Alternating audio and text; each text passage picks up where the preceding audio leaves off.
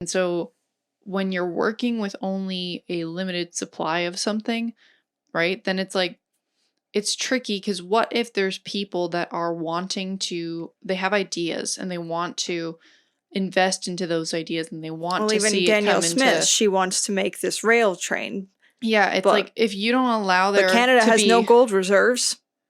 yeah, if you don't allow there to be some flexibility where you do a little bit of printing, in the sense of like just just enough for the fact where it's like instead of all of these different people that have their ideas in their project, and it's like almost like survival of the fittest, and it's like, well, there's only so much to go around, so sorry, even though like maybe 5 out of 10 of you actually would have done a really good job, we can only maybe put 2 through. It's like you make the money just a little bit flexible to see whether or not these people can to invest into, well, the potential of this thing. That's the big difference. Like, so having gold as a back system is not a bad thing.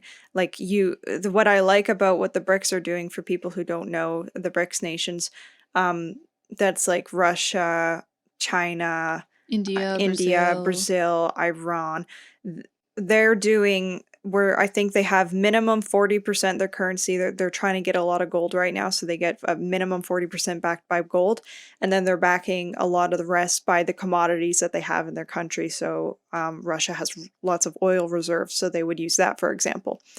And that's a good model because with printing, a lot of us know, and if via G. Edward Griffin's work and such, The Creature from Jekyll Island, and then others, even people that know the speculation markets and stuff, that's more fiat paper. It's not tangible things.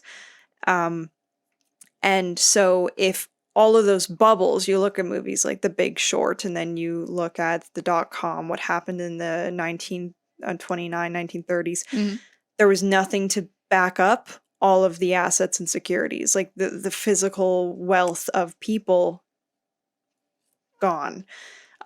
So if you have gold, as the BRICS nations do, at least 40%, if the printing that you were just talking about, print a little bit just to get the little bit extra, so we're not limiting people, because you don't want to limit people. We're not limits to growth. This is not the Club of Rome. This is not the WEF.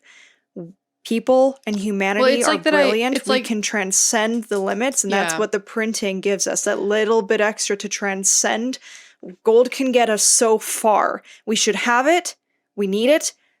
But it only goes so far, and then if we do a national bank or a little bit of credit, then that can get us a little bit extra if people are willing to work for it, if we have a working population. Because it even plays with the idea of inflation, where it's like, yes, inflation is not good because it's the devalue, like your dollar is being devalued. Yeah.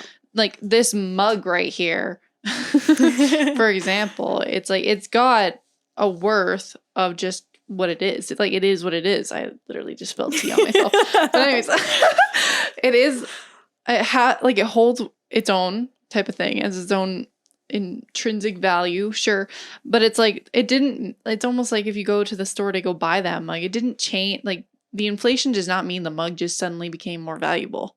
Like, that's not how that works. It's because your dollar is less valuable.